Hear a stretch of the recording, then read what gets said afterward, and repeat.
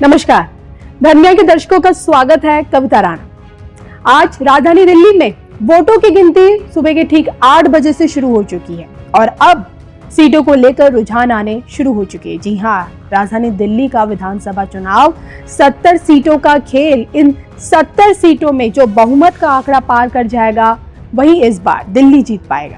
और रुझानों में फिलहाल अगर देखा जाए तो भाजपा बढ़त बनाई हुई है। 40 सीटों पर भाजपा रुझानों में साफ नजर आ रही है, यानी कि बहुमत का आंकड़ा रुझानों में भाजपा पार कर चुकी है। तो वहीं दूसरी तरफ आम आदमी पार्टी यानी कि अरविंद केजरीवाल की पार्टी है, जिसे अब तक रुझानों में भी बहुमत हासिल नहीं हो पाया है, जिससे यही अंदेशा लगाया जा रहा है कि 27 साल बाद आखिरकार भाजपा दिल्ली में रिटर्न हो रही है, दिल्ली में वापसी कर रही। तो वहीं दूसरी तरफ अरविंद केजरीवाल जो बैक टू बैक 2015 और 2020 दोनों ही चुनाव में बहुमत के साथ, और वो भी भारी बहुमत के साथ, जिन्होंने दिल्ली में अपनी सरकार बनाई, तीसरी बार वो सरकार बनाने में चूकते हुए नजर आ रहे हैं। अब बात अगर हम दिल्ली के पूर्व मुख्यमंत्री अरविंद केजरीवाल के करें तो देखिए, हम हर कोई जानता है कि किस तरह से वो पहले ब्यूरोक्रेसी में रहे और उसके बाद अन्ना आंदोलन से उन्होंने देश की राजनीति में एंटर किया और अपनी खुद की एक पार्टी बनाई जिसमें उन्होंने नाम दिया आम आदमी पार्टी।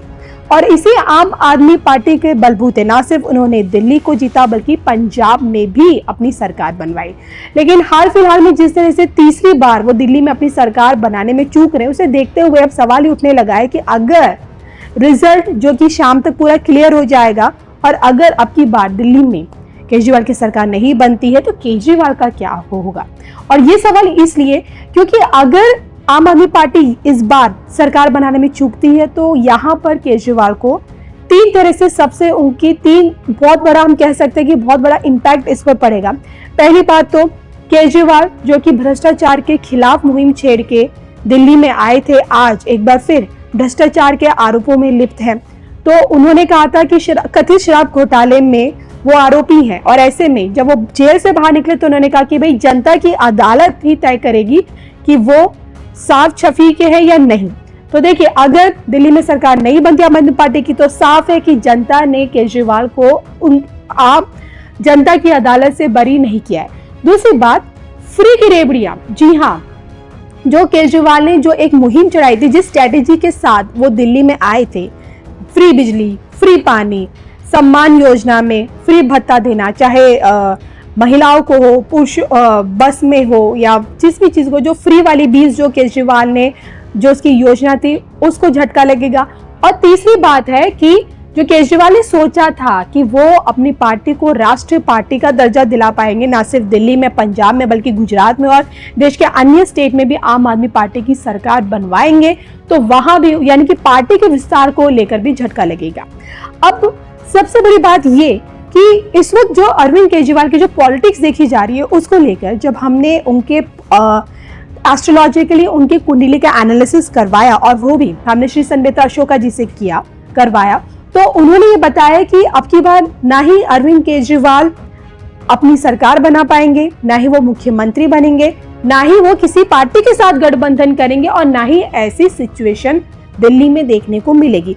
और सबसे बड़ी बात उनकी भविष्यवाणी में ये निकल कर आई कि अब जाके अरविंद केजरीवाल एक लंबे समय से दिल्ली की पॉलिटिक्स से दूर हो जाएंगे, यानी कि 7.5 सालों तक अरविंद केजरीवाल दिल्ली की पॉलिटिक्स से अचानक से गायब हो जाएंगे।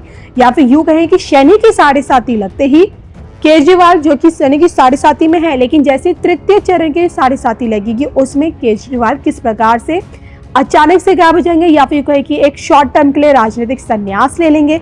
इसके पीछे श्री संवेता अशोका जी की ज्योतिष गणना कहती क्या है, कितनी डीपली उन्होंने अरविंद केजरीवाल का एस्ट्रोलॉजिकली चार्ट एनालिसिस किया था, उनके इस वीडियो में देखिए। माननीय अरविंद केजरीवाल जी के जो ग्रह दशा है, इस टाइम उनका जो है बृहस्पति की महादशा चल रही है और बृहस्पति में जो है इलेक्शन के दौरान राहु में केतु का अंतर होगा जी। राहु और केतु एक दूसरे के टोटली अगेंस्ट ग्रह हैं।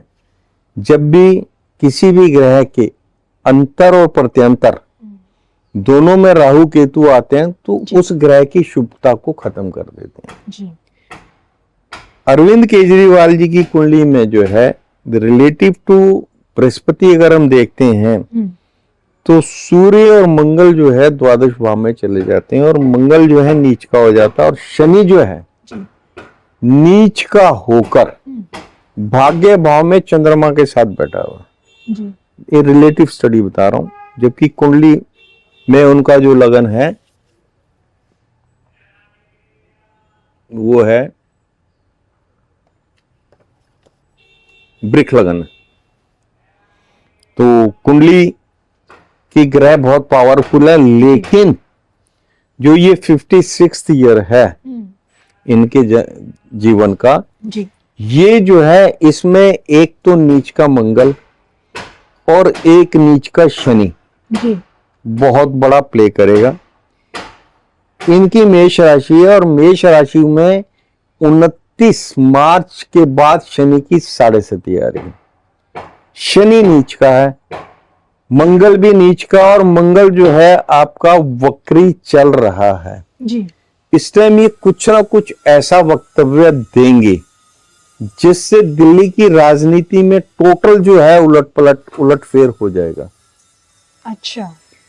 और कुंडली के हिसाब से जो आपके अरविंद केजरीवाल जी हैं, वाणी दोष के कारण जो है इनको बहुत बड़ा नुकसान उठाना पड़ेगा। मैंने पिछली भविष्यवाणी में ये बोला था कि अब ये शीश महल से दूर हो जाएंगे जी।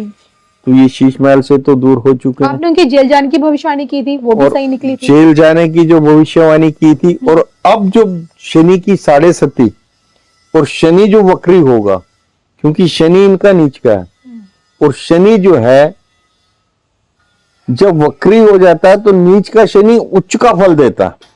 अच्छा। नीच का शनि उच्च का फल देता है, लेकिन उच्च का फल देगा जब आप किसी भी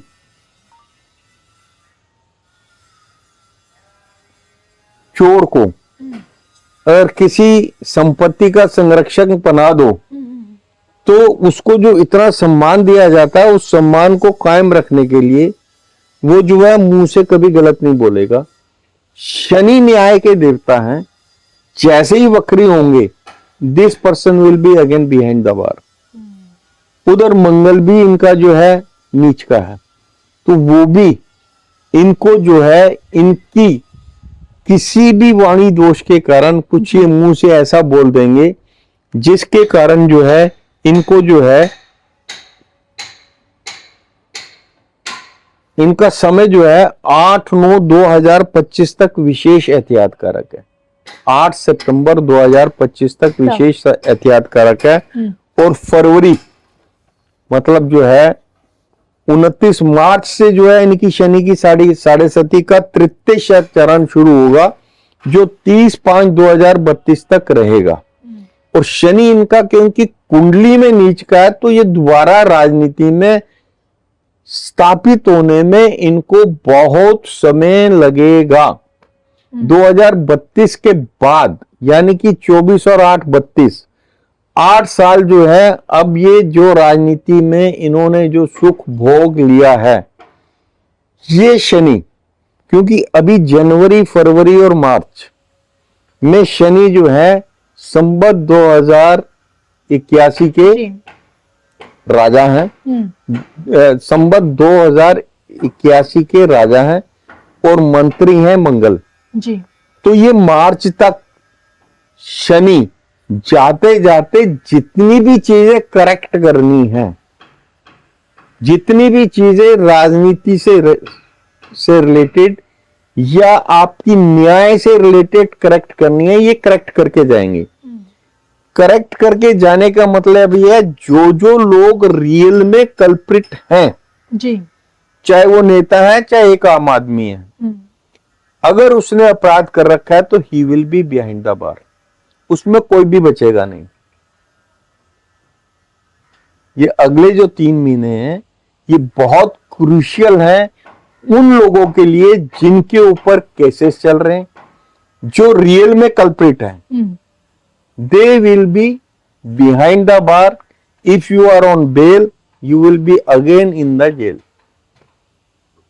यानी कि यहाँ तो इनका समय जो है जी मेरे हिसाब से 29/3/2025 के बाद शनि की साढ़े सती का जो तृतीय चरण है वो शुरू हो जाएगा, क्योंकि इनकी राशि जो है वो मेष राशि है और मेष राशि शनि की नीच राशि है, और शनि और चंद्रमा का इनकी कुंडली में जो है योग जो है रिलेटिव टू बृहस्पति भाग्य भाव में बन रहा है। तो बहुत बड़ा पलटा, बहुत बड़ा राजनीतिक पलटा, उसमें कुछ भी हो सकता है। इनके वो मित्र संबंधी, इनके वो नेता जिनके ऊपर ये 100% विश्वास करते हैं, वो भी इनको धोखा देंगे। रही बात दिल्ली में किसी भी तरीके का गठबंधन ये ना करेंगे ना होगा।